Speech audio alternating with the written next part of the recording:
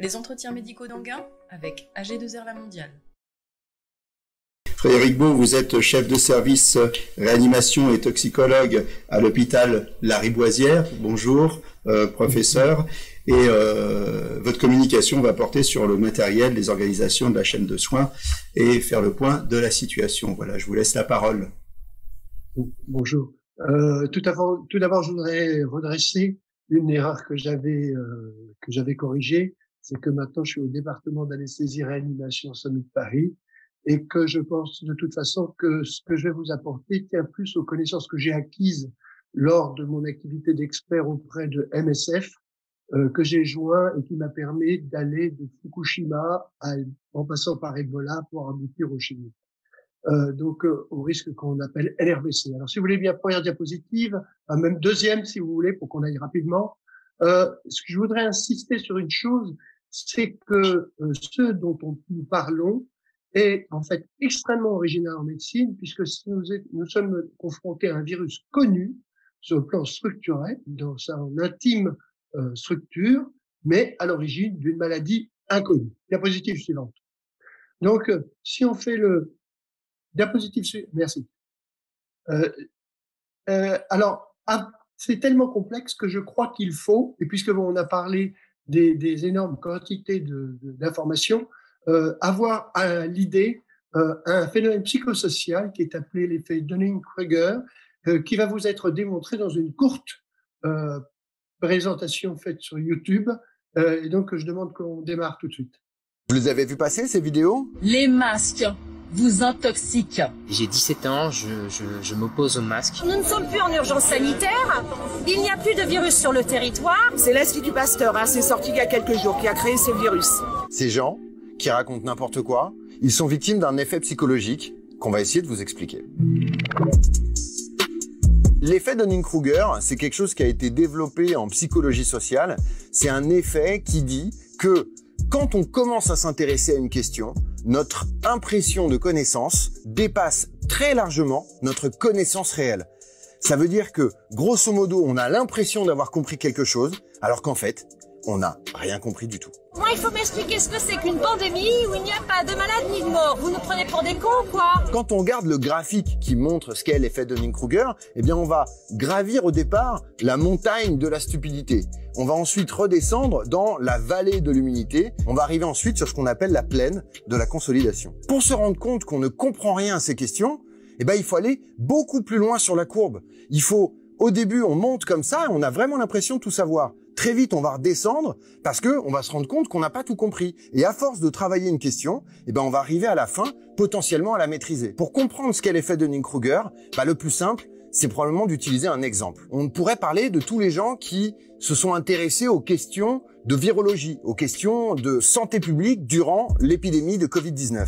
Ce sont tous les gens qui ont été lire un document scientifique très compliqué et qui malheureusement manquaient de compétences pour pouvoir l'analyser. Ils se sont dit très rapidement qu'ils avaient compris la virologie, qu'ils avaient compris l'hydroxychloroquine, qu'ils avaient compris les problématiques de virus ou de vaccins. Ils sont effectivement en train de gravir cette montagne de la stupidité. Ça veut pas dire qu'ils sont stupides, ça veut pas dire qu'ils sont bêtes, ça veut dire que ils ne maîtrisent pas suffisamment le sujet dont ils essayent de s'emparer et à la fin, ça a des conséquences terribles. Il y a quelque chose qui amplifie de manière très forte l'effet Dunning-Kruger. C'est l'immédiateté de la transmission de l'information et notamment les réseaux sociaux.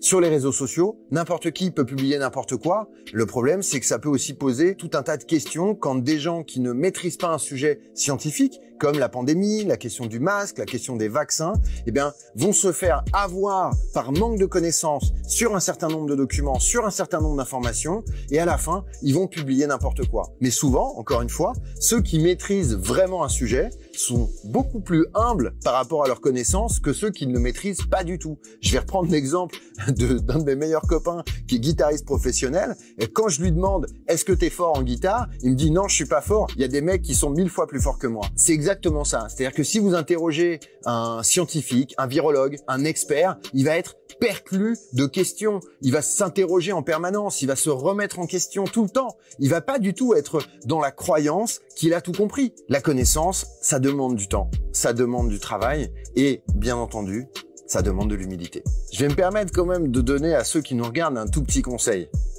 C'est pas parce que vous avez vu une vidéo de 3 minutes sur l'effet Dunning-Kruger que vous maîtrisez et que vous comprenez l'effet Dunning-Kruger. Il va falloir aller plus loin pour dépasser la montagne de la stupidité, aller dans la vallée de l'humilité et enfin arriver sur le plateau de la consolidation. Mais ça vous prendra plus que 3 minutes avec nous. Merci. Merci. On va passer à la diapositive suivante pour vous montrer un peu ce qu'est le problème de la connaissance. Cette diapositive vous montre le nombre de publications faites sur 2 mots-clés recherchés dans la base de mots-clés de la PubMed, donc qui ne fait pas toute la littérature, mais sur 2 mots, SARS-CoV et Covid-19. Et comme vous pouvez le constater, la connaissance est seulement extrêmement récente, puisqu'on pourrait pratiquement la résumer à 2020, l'année où nous sommes. Et par contre, vous voyez la quantité de publications, absolument, le nombre est indigeste, 45 000 publications, 47 000, ce qui pose même des problèmes concernant l'assimilation d'un tel nombre de connaissances. Alors, à partir de là, moi, ce que je voudrais faire, c'est une analyse critique des matériels de l'organisation pour faire apparaître des forces et des faiblesses, et avec un mot que les anglo-saxons aiment beaucoup, c'est les trous de connaissances que les Français évitent, et pourtant ils sont bien importants pour identifier les zones sur lesquelles il faut travailler. Diapositive suivante.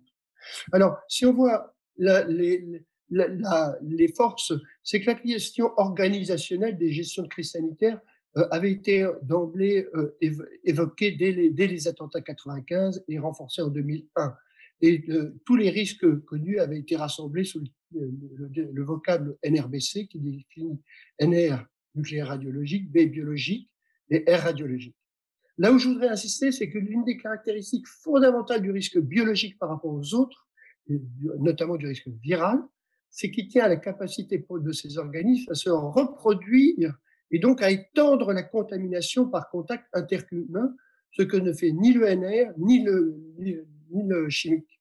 Donc, si vous voulez, c'est une notion vraiment très, très importante qui se dégage de ça. Tout le problème est de celui de la transmission interhumaine de ces agents. Diapositive suivante.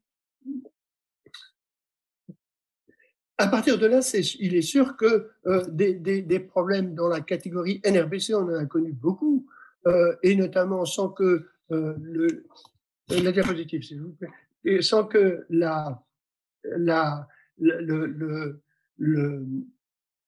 oui, alors les forces en présence ont été les forces, c'est le plan blanc qui a été déclenché donc le 6 mars 2020 et qui a été réactivé le 18 octobre 2020, qui signifiait le début officiel de cette deuxième vague en France.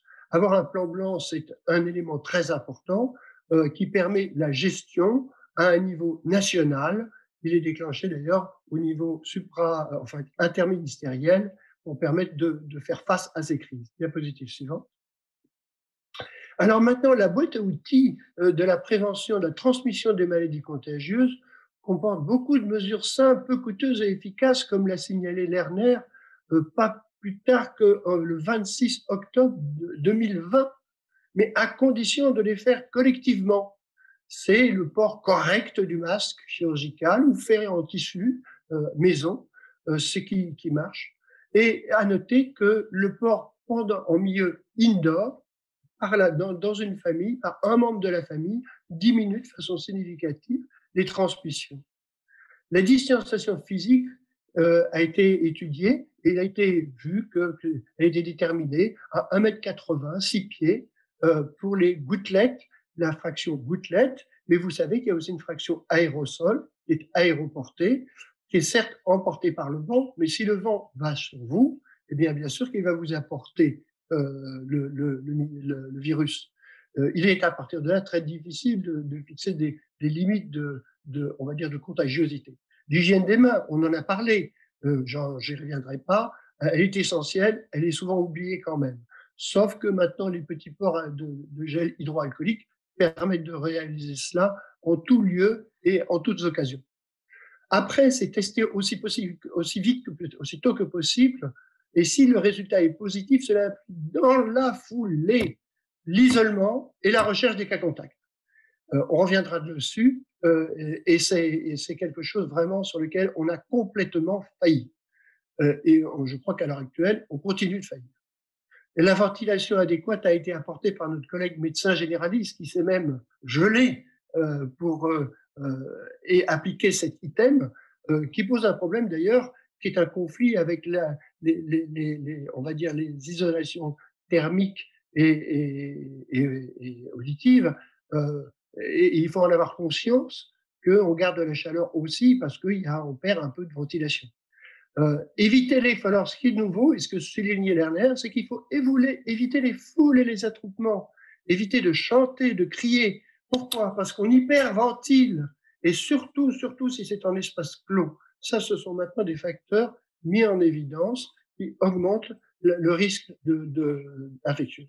Et enfin, il faut avoir conscience que tant qu'il n'y aura pas de vaccin, ou si les vaccins sont d'efficacité modérée, ou on va dire qu'une proportion seulement faible de la population sera immunisée, et il sera primordial de comprendre que ces mesures de prévention, ces 10 mesures, devront rester valables.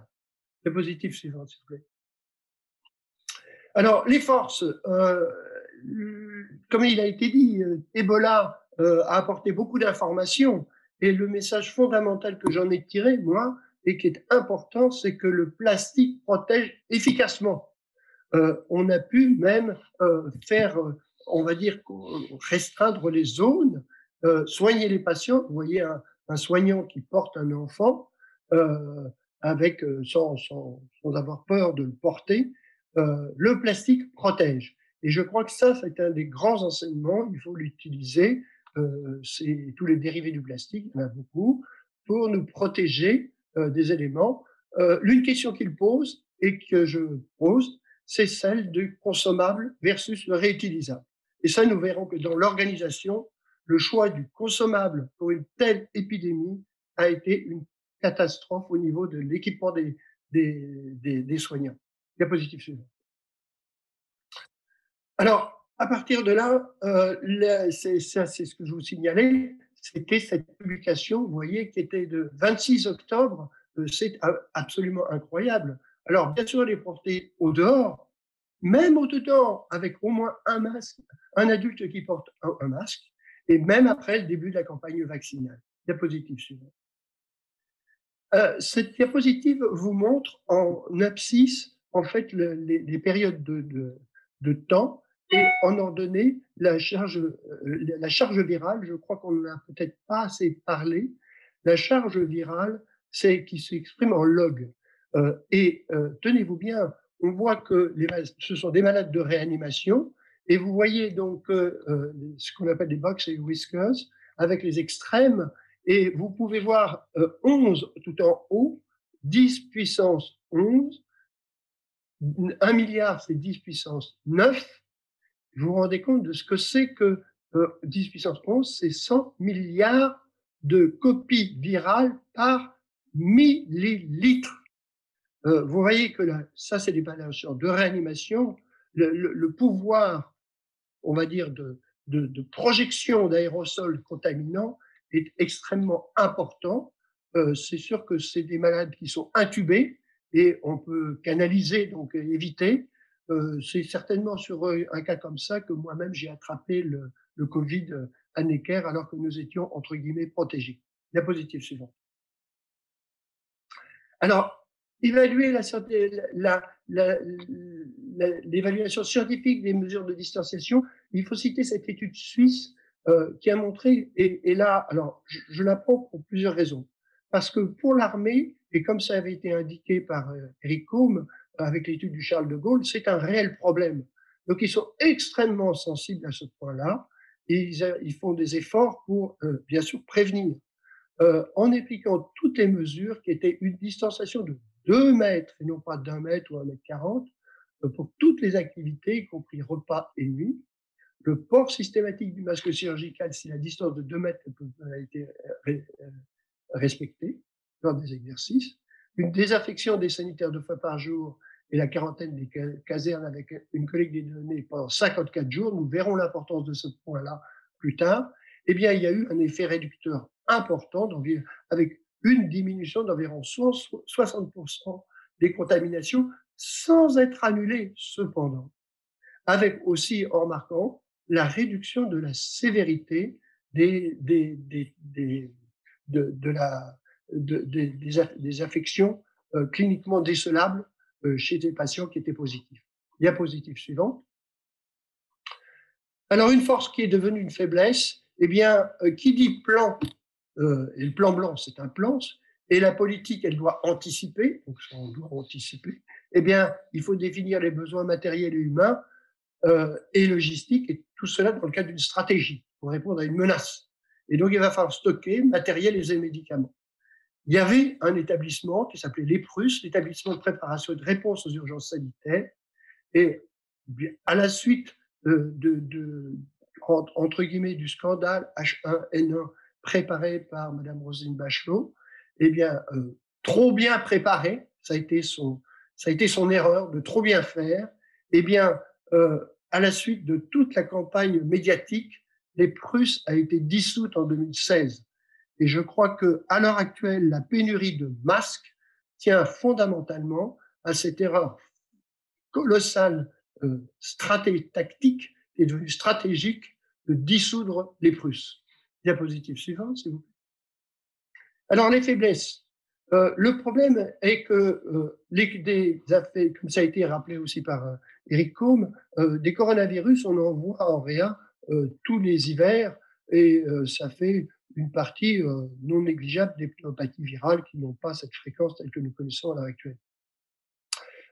Mais cela, on comprend que, ayant été identifié comme un coronavirus, une ministre ait pu utiliser des termes pas appropriés en la traitant de grippette, ne sachant pas, revenons à cette méconnaissance, puisque tout a été acquis en 2020, de la gravité de l'évolution de cette maladie.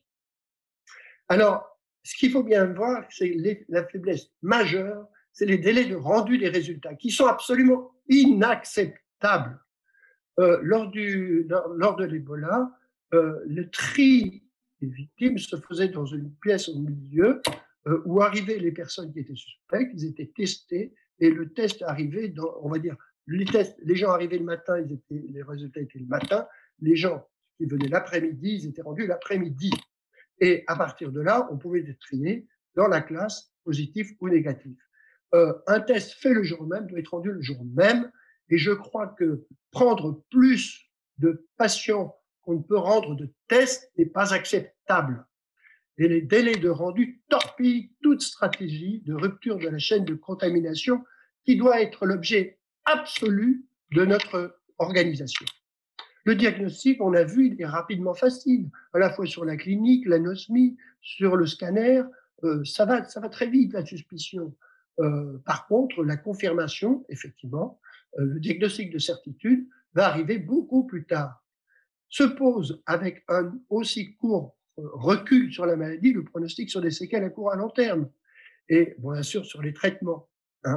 Et c'est mon avis qu'une connaissance nécessite un recul et j'ai vu que Constantin, mon collègue Constantin, docteur Constantin, on était du même avis, il faut un recul de 1 à 2 ans, je crois avec un épidémiologiste, 1 à 2 ans pour répondre à toutes ces questions, non plus du diagnostic, mais du pronostic et de l'efficacité thérapeutique.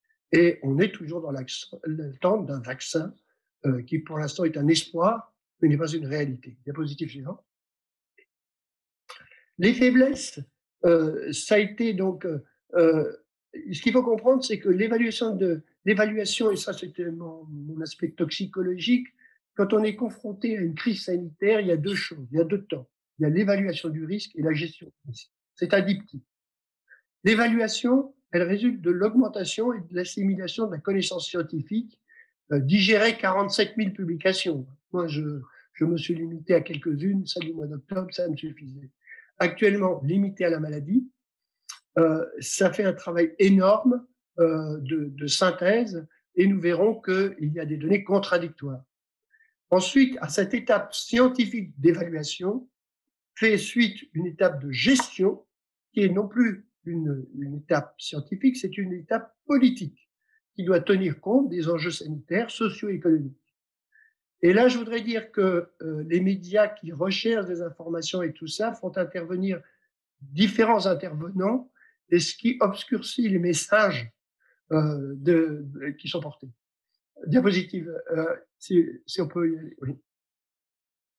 Alors, très rapidement, au sujet de ce problème de la valeur de la littérature, une revue récente a montré que les durées initiales de 13 jours en réanimation étaient complètement fausses, rapportées par les Chinois, et c'est des Français qui ont permis de rétablir la vérité. Diapositive suivante, par une étude. Ces données un peu compliquées vous montrent en fait que suivi sur un temps plus long, et non pas 15 jours, mais comme je vous le citais par exemple 54 jours, tel que l'ont fait les militaires, fait apparaître des durées d'hospitalisation. À Necker, nous avons 30 à 60 jours de durée d'hospitalisation des Covid graves, certes chez des sujets qui sont immunodéprimés, ils ne représentent pas, mais vous voyez qu'en bas, dans le diagramme du bas, vous avez des 49 ou des 59 jours qui apparaissent. Qu'est-ce que ça veut dire? 59 jours d'hospitalisation, alors que normalement, une DMS en réa est de l'ordre de 5 jours. C'est-à-dire qu'un Covid occupe la place de 10 malades dans le même temps. Voilà. La réponse est très simple. On arrive vite, dès qu'un Covid est hospitalisé en réanimation, à une saturation de ce lit pendant une période de 30 à 60 jours. Pour le mieux. Diapositive suivante. Les faiblesses. La Corée du Sud et Taïwan, si vous me poserez la question, font apparaître des références dans la gestion des risques. Ils ont maîtrisé les risques. Je vous donnerai la réponse si vous me la posez la question. Je ne veux pas paraître trop autoritaire, et donc, mais il apparaît difficile, et ça a été la conclusion des sénateurs de la commission sénatoriale qui a convoqué les sénateurs, les ambassadeurs de France en Corée du Sud et l'ambassadeur de Corée. Il apparaît difficile de combler les écarts structurels et conjoncturels entre les trois pays. Mais il faut noter aussi que les pays asiatiques ont une culture de la distanciation et des mesures barrières que les Européens n'ont pas ou beaucoup moins. Diapositive suivante. Les autres moyens, on les a vus, je n'insisterai pas puisqu'ils ont été cités. On va passer tout de suite peut-être à la conclusion. Diapositive suivante. Alors, ma première conclusion, c'est que la France a le potentiel, comme ça a été souligné, de faire face à une deuxième vague, mais sans oublier que les ressources ne sont pas épuisables. Les tensions d'approvisionnement ont été réelles et ils doivent questionner par rapport au problème de la désindustrialisation. Et en l'absence de vaccin, les Français doivent comprendre que l'avenir est collectif et entre leurs mains par l'application des mesures barrières et des gestes de distanciation, des 10 gestes, 10 mesures que je vous ai montrées. On ne peut, comme médecin, que soigner les conséquences de la contagiosité. Et tous les efforts doivent porter sur le fait de rompre la chaîne de transmission. Mais des exemples, Ebola en Afrique, Covid en Corée du Sud et à Taïwan, qu'une pandémie sans traitement peu spécifique peut être jugulée. Diapositive suivante. La dernière. Des progrès thérapeutiques ont été réalisés, bon, avec l'examéthasone, mais attention, si les malades vont moins souvent en réa, ils sont en médecine, ce qui veut dire aussi qu'il y a une augmentation de la charge de travail en médecine. Et là, je suis très inquiet sur les services de médecine dont nous n'avons pas assez parlé en dotation de personnel, parce que prendre des insuffisances respiratoires, même modérées, ça représente une surveillance régulière, et donc le problème a été déplacé sans être résolu. Et vraiment, je plains maintenant le personnel des services de médecine qui va être mis à chaud. Et alors en réa, je vous rappelle que nous avons une infirmière pour deux patients et demi, ce qui est la norme. La question essentielle réside dans la stratégie d'utilisation des moyens matériels humains et des connaissances acquises, alors même que l'évolution de la maladie reste pour une large part inconnue à moyen terme. Les moyens sont connus. Il y a 10 mesures à appliquer, mais il manque la prise de conscience et l'adhésion massive de la population. Je ne suis pas d'accord sur pas tout à fait d'accord sur discuter avec les populations vulnérables. Elles sont très difficiles à définir, alors que nos collègues asiatiques ont très bien compris que les personnes positives, des sujets qui sont positifs, les cas contacts, c'est parfaitement identifiable et surveillable. La nouveauté vient de la prise de conscience que l'intérieur familial est aussi, voire plus dangereux que l'extérieur. Et je crois que je rejoins pas mal de mes collègues en disant que vu la cinétique de l'infection, l'unité de temps pour évaluer une mesure est d'au moins 14 jours. Elle s'oppose aux besoins pluriquotidiens d'information des médias. Je vous remercie beaucoup. Je suis désolé, comme vous avez pu faire le diagnostic, je souffre d'une laryngite. Voilà, merci.